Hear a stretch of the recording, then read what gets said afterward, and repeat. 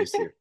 Yes, Go awesome. ahead. Yes, so everyone, we have a very special guest with us, Grace Lewis, who is the 2025 CS President-Elect. Uh, we are very excited to speak with her. Today is meant to be a very interactive session. It's meant to be where our leadership interacts with our members, and we're just able to freely ask questions about where the future of the society is headed. To give you an introduction, Grace Lewis is a principal researcher at the Carnegie Mellon Software Engineering Institute based in the United States, where she conducts applied research on how software engineering and software architecture principles, practices, and tools need to evolve in the face of the emerging technologies. As we know, like the world is going through unprecedented changes in technology, and we need people like her at the forefront to develop what that looks like. Without any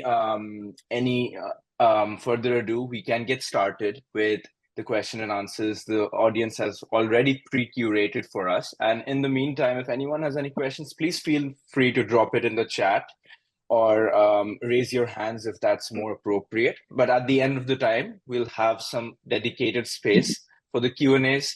So, this will be a very interactive session. I hope you guys stick around till the end. And without any further ado, let's get started. So, hi, Grace. Good morning. I would love to get your thoughts on a few questions which our audience has sent to us. And, let's start with the very, I think the most burning question all of us has is all of us here on this call are volunteers for IEEE Computer Society. So as a volunteer, how can you use this to boost or enhance your career opportunities? Do you have any insights on that? Yeah. So first of all, thank you for the introduction, and I apologize for the issues that we had earlier. So, I'm talking to students and young professionals, right? So you are all starting your career, maybe restarting your career, which is why I've been trying to change the name of young professionals to early career professionals, because I think that a lot of people change their career, in their lifetime, and this would be. But anyway, so how can you boost your career as a volunteer at the Computer Society? So all of you are here, and you're coming to the society through something called MGA, Member and Geographic Activities. You come from one part of the Computer Society. However, there are many parts to the Computer Society. For example, I came to the society through the area called TNC, Technical Activities and Conferences. I started attending conferences, and then I started volunteering in conferences, and I made my way to eventually becoming vice president of TNC. So my point is that one way of doing it is to explore other areas within the Computer Society. Another thing is that obviously all of you are part of a chapter, correct? And I think that often students and young professionals don't take advantage of that chapter that is like your area. And I think that this is a wonderful place to do networking. For example, I belong to the Pittsburgh chapter. I live in Pittsburgh, PA. They do so many events that are great for networking. Like that's where I meet people like all of you. And that way you expand your circle. So I mean, there are many ways of doing it, but I think the main two that I'm happy to answer more questions are explore other areas within the Computer Society, and also take advantage of your local chapters to start building that networking circle. Thank you, Grace. I think that's kind of insightful, but also I think one of the points you also mentioned was, like once you network with these people, you can get more advancement in the volunteering leadership. So you can take up section leadership roles, you can take up CS chapter leadership roles, and you just learn all that. Which kind of brings me to my second question is like say you are a volunteer who recently gets a leadership role or has been in a leadership role for some time. Do you think that will directly help you when you're interviewing for a job, or that will help you in your career as you go ahead? Like it's not really a promotion or a leadership role in your company or maybe in your university, but it's a leadership role in a ancillary or on a parallel track, right? Do you think that is going to help you directly back into your career? Oh, absolutely. I'm absolutely for several reasons. First of all, like I hire people within my company. I look for those kinds of things because it tells me that you're that you're a leader. It doesn't matter what you're a leader of. It could be a leader of your, Girl Scouts, Boy Scouts. I mean, it could be a leader of your scout troop, but it tells me that you have these skills that motivate people, that lead people, that eventually you want to grow within the company. So now I don't want to say that everybody has to be a leader because some people just simply they're more comfortable in other roles, and that's perfectly fine. But having a leadership role is definitely it's a characteristic that not only I look for, but many people look for. And it also gives you expertise that you don't get in a different way. So it's almost like you start at a higher level. And the third is to those people that are potentially like, I don't know if the word is afraid, but like, ooh, I'm not comfortable in a leadership role. I dare you to try it. I dare you to try it because what you learn leading is an invaluable skill. 100%, 100%. But what about Grace? What about people who, you know, like think leadership is more to do with managerial, and it's like they are very technically inclined, and they don't like Hmm. there's a misconception that sometimes technical Hmm. people don't have to be leaders. What would you like to Hmm. say about them building their leadership skills? So there are different forms of leadership. Obviously, there are people that want to evolve to management leadership roles, and that is perfectly fine. So, for example, in our field, which let's say it's computing in general, although I know we come from different parts of engineering, but in our field, there are people, for example, that pursue MBA degrees, right? And because they want to grow in finance, they want to grow in and that's fine. But technical leadership roles are just as valuable and just as important. To give you an example, Google, take Google. I mean, Google is all over the world, large company. Everybody that interviews at Google has to do some form of technical test because they want their leaders to be technical. So I would say that is a huge misconception, and that there is room for everybody. There is room for people that want to grow into like more managerial roles, which is perfectly fine. We need those. There are rooms to grow technically where if you don't have that technical savviness, you're not going to be able to perform your role well. And I think this is going back to how to take advantage of the computer society. It's a great way to keep up to date with what is going in the field because once you become a member, you have access to a wealth of knowledge that'll help you grow technically as you also explore leadership roles. That's actually very accurate, and I think even at Intel, like just saying senior principal engineer roles or Intel fellow roles Hmm. have the same pay grade and the level of Hmm. leadership or seniority as a vice president or a director role, right? So I think like Absolutely. there's Hmm. both tracks you can explore, and I think neither is better or worse. It's just the kind of person you need. But I think all require leadership, all require you to work with a bunch of people, and I feel Hmm. volunteering is something where you're working with people who don't are not getting paid, so they have to have a deeper Hmm. purpose, and to Right. motivate them and encourage them, it really takes a lot of leadership, which you in your company, your manager can say, hey, go do this, otherwise I'll fire you, but you can't do that Hmm. when you're leading volunteering organizations, and that's so Right. powerful to learn. Yeah. Yeah, it's definitely a value. You're right because you have to. It's more about motivation and inspiration than leadership, right? So it's definitely a good skill to have.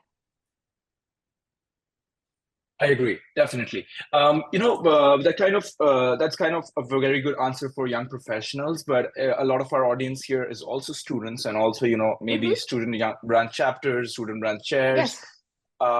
So like, how do you think? Because they are always working on initiatives, and we have some really fabulous CS initiatives from our student branch Hmm. chapters. Our membership is Hmm. very rich, but they often come to us with the question like, how do we align ourselves to better support the CS leadership? Because the CS leadership has, strategic plans, and the IEEE has strategic plans, and the world has strategic plans. So, like when they are designing their new programs, initiatives, what are the things they should do, or what are Hmm. things they should focus on while they're thinking about the next opportunity or the next event? Right. Yeah. So you know, back when we were all students, I think we have what is the word I'm looking for? It's not fear, but we kind of like, oh, we're students. We're in a different, like, we shouldn't be talking to those people up there. And I strongly disagree with that. I strongly disagree with that. I encourage student chapters to schedule meeting with groups such as this. Actually, this is a great opportunity for that. Don't be afraid to reach out to people in the leadership and say, hey, we want to show you what we're doing. We want to get some feedback. How does this align? So I would say, I mean, take advantage of the network. I mean, the Computer Society is a network of people, and take advantage of that network. Don't feel afraid to go out to ask questions. What is the worst that can happen? If you ask nicely, people might say no. Okay, no, move on. That's okay. If that's the worst that can happen, who cares? So I would say it's lose that fear of reaching out to people, of thinking that, oh, I am just a student, because you are not just a student. You are a great student. So reach out to these, because you're already doing a lot of leadership. So reach out to people, talk to people. Don't be afraid. That is like the simplest advice I can give you, and that's the best way to align, just talking to people. Go again. Students can go to these chapter meetings. You are part of a larger chapter, a larger section. Go to them. Start networking early. Start meeting people. Inspiration. Who knows? Maybe you'll meet somebody from a company that says, "I love what you're doing. Here's some funding so you can do even more." So, but that's, you get that by reaching out, by networking. You don't get it by staying in your school and doing your stuff. You get it by reaching out. I agree, and definitely, I think student branch chapters should lead. And we have, like, especially in India, and like we're trying to have more of these clusters where we have like regional level congresses. We have, like, section level congresses where we, like, like we just had one in AICSSYC in Delhi, Mhm. like I think last week, where we got people I from all saw I over saw the India in that. pictures. I saw the pictures. It It was seems like it was amazing. great. Yeah.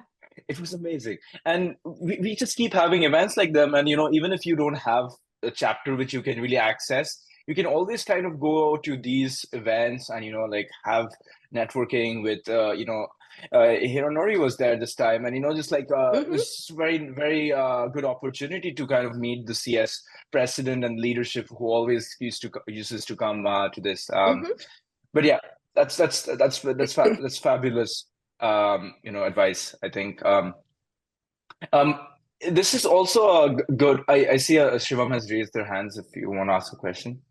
No, no, like so this was great opportunity, and this is how, like, every year the IEEE CS next president, they visit India in this All India Congress. So these type of initiatives gives, and Grace, I loved the answer you gave on the, like, it's all about just reaching out. Just make sure that you reach out and have that connection. And especially this initiative, the way it started, like, I just reached out to you and I asked, hey Grace, can we have Hmm. something like that, because we need that for the community. So it Hmm. really boils down to just maybe using the IEEE network and reaching out. So thanks for that answer.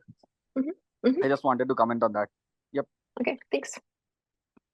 Yeah, and I just add something to that. CS has so many opportunities.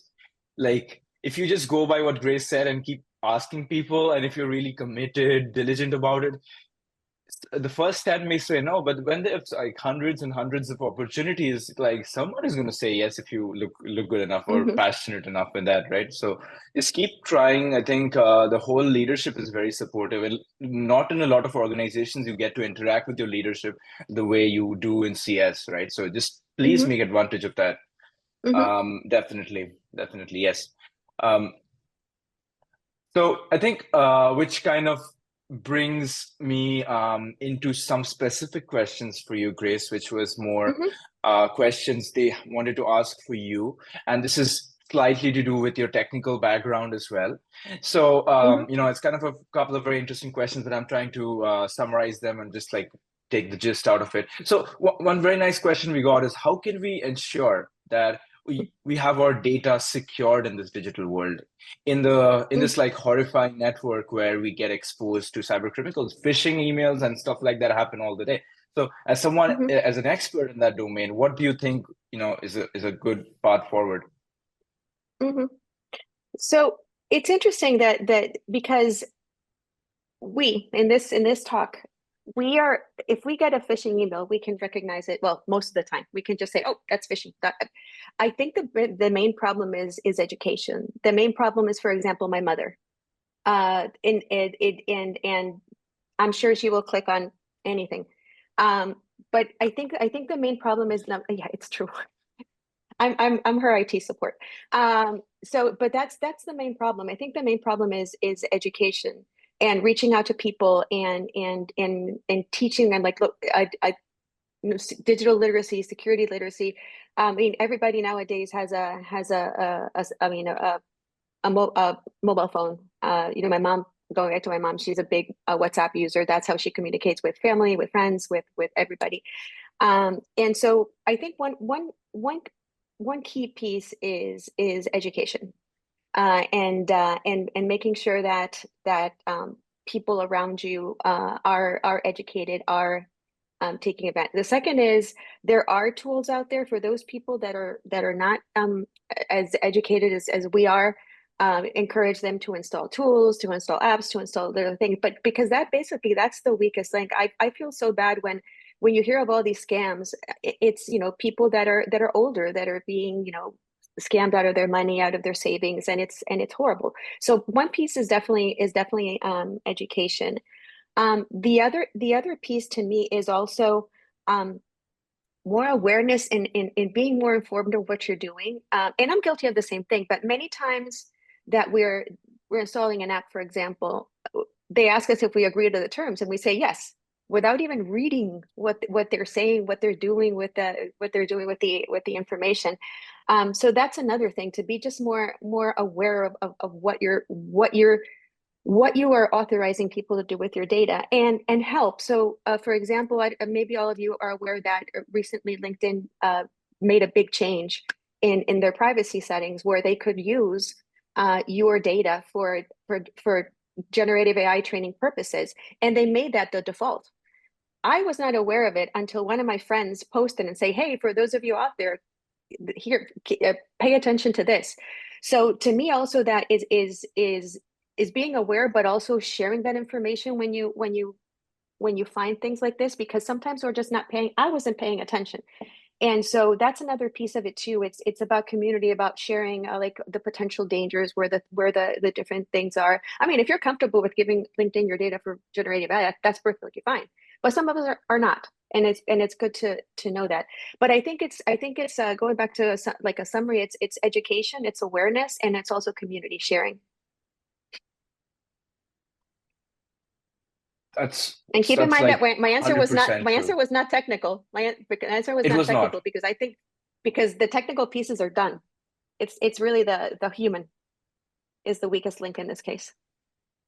I think the technical experts have already figured out the best ways of doing it, but they can't just go around plain old human error, right? I think. Yeah. Yes. Which, and this is not a question we had on the list, but I think it's so appropriate here because, diversity and inclusion is a big part of computer society, right?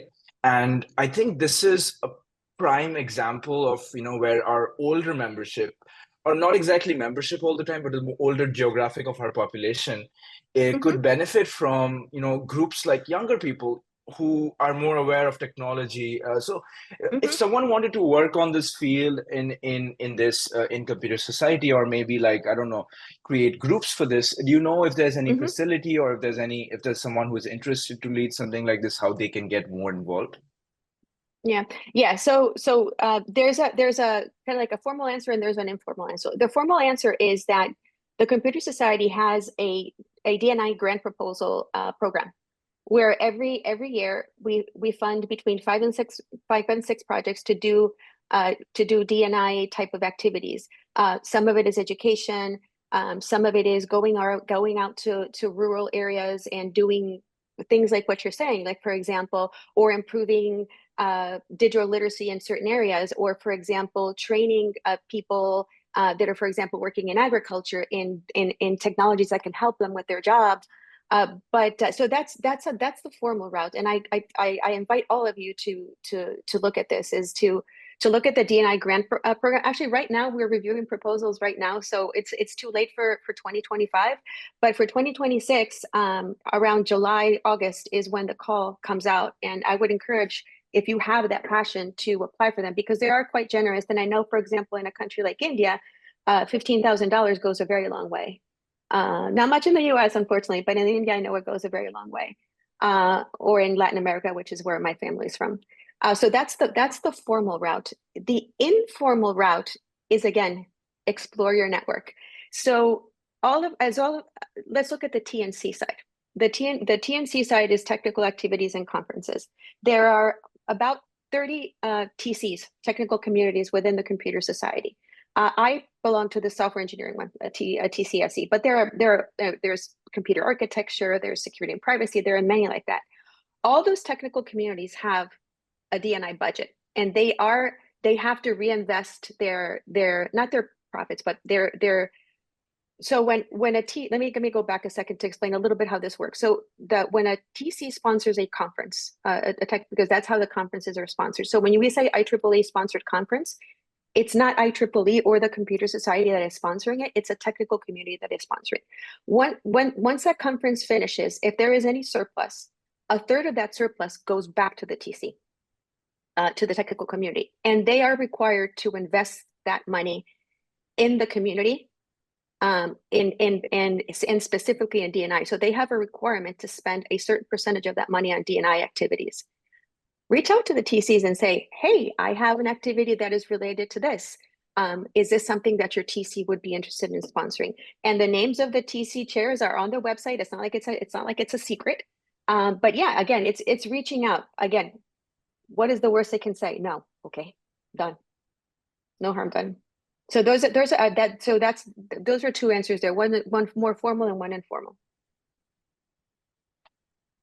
That's a great, I think that's great. And I would also encourage that, if there's something you can create a proof of concept with before, you could start really at your student branch level or at your section level. Say like, hey, I want to run this pilot. I have like these number of demographics I want to target. And I think just use it as a proof of concept. That just makes your proposal so much stronger when you're asking for a lot of money, because if you can show pilot, in the software world, pilots are everything. If you can like show, just a proof of concept and like initial, feedback from the customers or the users, it just helps a long way, right?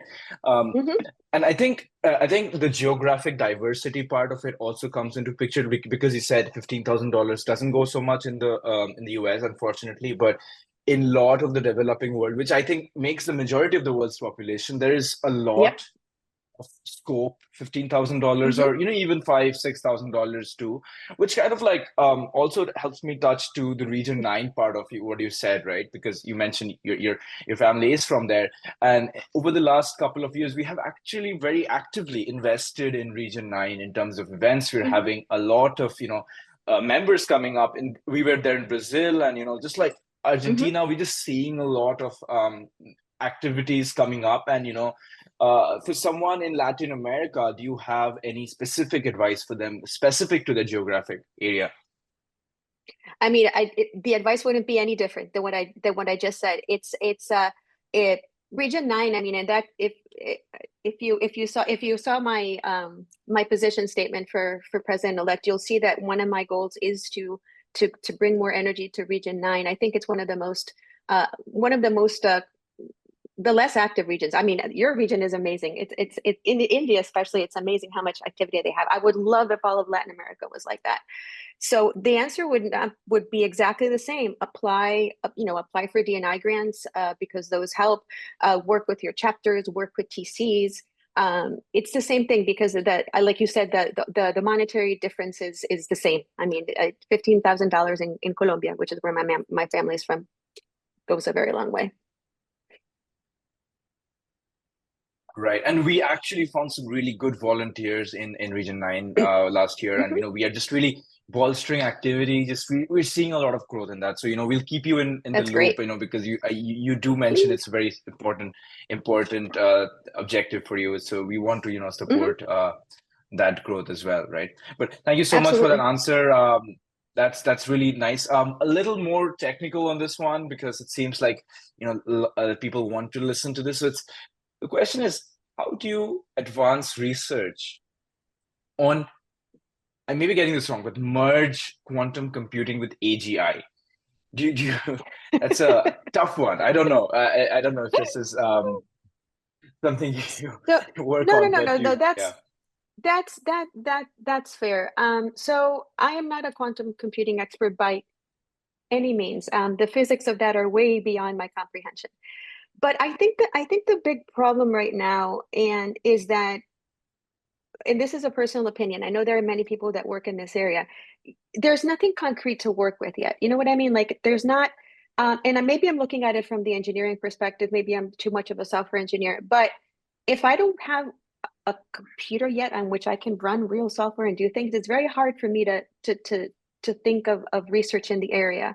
And so I think that there has to be more, there have to be more advances, especially at the hardware level, of course, in quantum computing for there to be any real applications of it. There is a lot of potential. I mean, there is a lot of potential, both good and bad. For example, going back to security, the security community is very afraid because once quantum computers become a reality, it's going to be very easy to crack security codes, for example. And so people are going to have to be more aware of what they're doing. But on the other hand, fields like the sciences, like biology, like chemistry, they're very excited about quantum computing because some of their models are extremely complex and don't have the computers to be able to do this. But the problem is that right now it's all just potential. There isn't a lot of reality yet. And to me, as an engineer in software, it's very difficult to think of the merge, as you called it, until we have a little bit more reality. So I really think that there's a lot of potential in quantum computing, and I think there needs to be more research in that area so that we can actually see what it can actually do. Because up to now, it's really just, and I apologize to people that are here that do research in that area. It's just promises. It's not real yet. I agree. I think Intel is recent last year they built the first quantum computing transistor or something, but it's a long way from having come to like a commercial.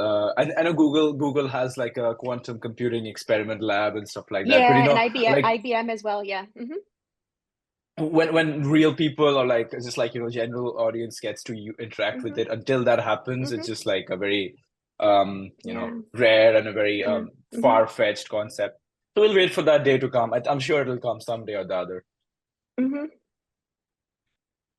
I think there's another side question we have here, which is a lot of us have grown up seeing Big Bang Theory, right? And you are a principal research scientist. And so what does a day, if you don't mind me asking this, what does a day in your life looks like? How do you go about your day and as a principal research scientist? Right. So I have two roles within the Software Engineering Institute. I am a principal researcher, but I also lead a team of combination of researchers and engineers. In my organization, going back to one of your very first questions, there are two career paths. There's a research career path and there's an engineer career path. Research team or teams, I would say in general, have a combination of both. They have a combination of researchers and they have a combination of engineers. So I lead one of these teams, but focusing on the principal researcher part. So when you start out as a researcher, you're more of the, I want to say more of the, not the doer, but you're more involved with the technical details, the execution of tasks, etc. And then as you grow, so when you eventually become principal, now part of my day is doing the work, because I will never stop being a doer. I mean, I'm hands-on. I still code. I execute experiments. So I'm hands-on, but I also need to find funding for projects. So part of my job as principal researcher is making people aware of the research that we do, so that they can fund more progress in that area. But yeah, that is my day. So part of my day is managing, because I do manage a team. Part of my day is being a researcher doer, and the other part is being a researcher like manager, funding, searching. Do you think in your career progression, CS has helped you get where you are today? Oh, absolutely. Absolutely. I did not I did not start as a student like many of you here on this call, because my university many years ago, I'm not going to tell you how many, but many years ago, it's probably on my bio anyway, but many years ago, didn't have a student chapter or anything like that. So I started directly in TNC. So I started by attending conferences, meeting people, asking questions. I was eventually approached by TCSE, by the TC in software engineering, and asked if I wanted to have a role within that technical community. And I said yes. And it all went from there. I mean, I had multiple roles multiple roles in the technical community on software engineering. Then I moved on to the Computer Society leadership, and thankfully next year I'll be president-elect. But absolutely, it's helped me on my career because I've met people. So the networking piece has been absolutely invaluable. I've grown as a leader as well, because one thing is leading a team within your organization. In my case, it's a small team, 12 people. And another one is leading much larger teams. Teams, like you said before, we have to be very respectful that people are all volunteers. They have no obligation to anything. And so it's really changing from a leadership, like a more traditional leadership, to more of a motivational, of inspirational type of leadership. So it's definitely helped me immensely. That's amazing. But you did mention a very critical part of your story. I'm maybe getting this wrong, but you mentioned that that at some point the TCSC board reached out to you, right? That was probably very like an important kind of intersection where your work was getting noticed. But for someone who does not get noticed by TCSC for whatever reason, maybe they're doing amazing work, or maybe they don't have that kind of networking. How do you think they could get involved, like, technically? Because all of our students and young professionals are also very technical heavy people. So they eventually want to not just only do events, but also like contribute to these areas. So if they didn't know people who are in those positions, how can they how can a regular person go and apply there? Right.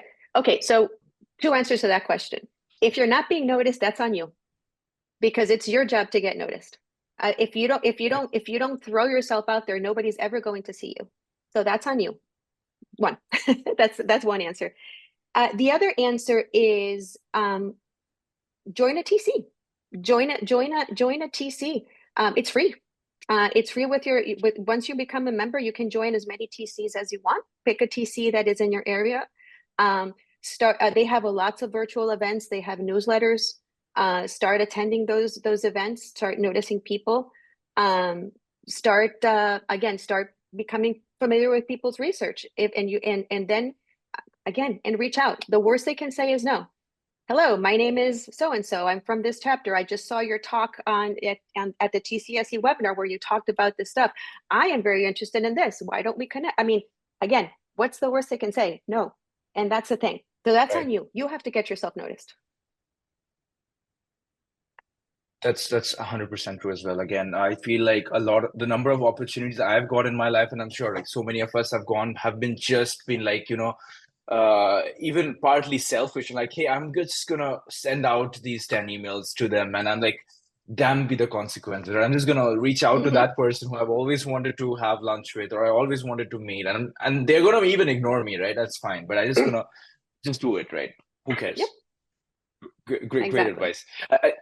Great advice. I think I want to keep the remaining most of remaining time for some Q&As, because I'm sure we have some interesting Q&As coming up who would like to talk to you. But I had just I think one more question, which is on the industry side, because a lot of our SYP members are also inclined to joining careers in industries, and industrial summits become very important.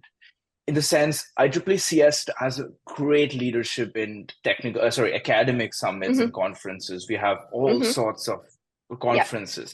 But what would you say about industry conferences, stuff like Databricks in the US happens in San Francisco right here, and even so many of these technical conferences happen industry focused, right? They're sponsored by industry, and they're all dealing with industry people coming in. How do you think, CS, it's more of a CS leadership question. Do you think CS would be interested in heading towards, engaging with one? Because we had one in Santa Clara. I think I did, you were there too, I think, with the, we had one in Santa Clara. Do you think there's more of them coming up? Because that was really interesting to see the industry. Yeah, that is, and it's something that actually I've been working on for a long time, ever since I was a part of TCSE, because I recognize exactly what you said. Most of our conferences are academic and targeted at academics, and industry people sometimes aren't interested in these types of events. So I think there are many paths to that. So one, should we have more industry type conferences? Absolutely, absolutely. But the other thing is that we have to do a better job, and this is something that I hope to work on in the next 3 years. We have to do a better job of showing to industry people the value of being a member. And once they become a member, I think it's going to be more attractive for them to join computer society activities, but also the conferences themselves. I don't think it's in the best interest of a conference to say, oh, we are an academic conference, because I think that doesn't contribute to diversity. In my opinion, the real problems come from industry, sometimes in academia, and I'm kind of a mix of both, so I feel comfortable saying this. Sometimes it feels like we work on made up problems that we think are problems, but they're not really problems. They might be hard, they might be interesting, but they're not real problems. And so I think that we need to do a better job in three areas. One is having more industry conferences. Two is providing and showing value to industry people to become members of the society and volunteer and all that. And three is that academic conferences have to get out of their bubble. They have to become more attractive to industry as well, so they can start hearing about the realities of the world. I think Hot Chips is a very good example. We have it in Stanford. I think it's super, like, Intel, AMD, I think all these, semiconductor companies are there. And we just need to have like more and more of them, because I feel they're so attractive to us. And I don't know if you've been following, but SYP did a couple of events, one in San Francisco for the Rooftop socials, where we got like industry people coming in, and it was like fully industry. We had one yesterday in New York City with like, finance side and AI with finance. So we're like really trying, and definitely support from the leadership is very, very encouraged. But that's awesome. That's awesome. I love to hear that industry, because I'm industry and I love to see see us heading towards that direction, and I'm sure a lot of us are here too. That's awesome. So we already have our first question. So hello audience. So everything from now till the last will not be recorded, so we can just freely ask questions, and you can just really be right. So we're back on recording again. So thank you so much, Grace. This was an incredible session. I learned a lot, and I'm sure everyone did. And I must say it was a very engaging session, because one of the most easiest ways to know if a session is engaging is to see the participant count go down or up, and we grew, and people stayed. Almost everyone stayed on to the end of the call, which that's great to hear. Which is great, and also like, because a lot of the people are in different time zones, and it's a Saturday, so I really value everyone being here. It's always great to meet with our leadership, but also thank you for being here and making this event successful. This will be recorded and posted on YouTube along in the next few weeks. So if you want to share this along to your friends or your chapters, we can definitely have that. And thank you so much, Grace. I look forward to speaking with you again. And I'm sure somewhere along our lives, all of the people on this call will cross paths, and look forward, I hope so, to that day. Sounds good. Awesome. Thank you so much. Thank you very much for inviting me. Thank you. Thank you, Grace.